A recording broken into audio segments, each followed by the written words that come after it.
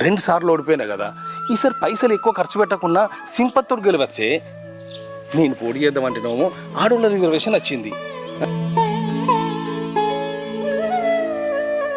సర్పంచ్ కాకుండా సర్పంచ్ మొగున్నాను అనిపించుకోనియే. అబ్బా ప్లీజే, నా మాటినే, నీకు దండం పెడతానే. నువ్వు సర్పంచ్ అవుతా అంటేనే ఒప్పుకోలేదు, అట్లాంటిది నేను నిలబడతాను నువ్వెట్లా అనుకుంటావు? ఇల్లొల్లదు, ఈ పంచాయతీ నేను చెయ్య. అబ్బా ప్లీజే రాధిక, నా మాటినవే, నేను చెప్పింది వినవే, నీకు దండం పెడతానే. నువ్వేం చెప్పినా నేను వినేది లేదు, నన్ను ఉరియకు చెప్తున్నా. రాధిక రాధిక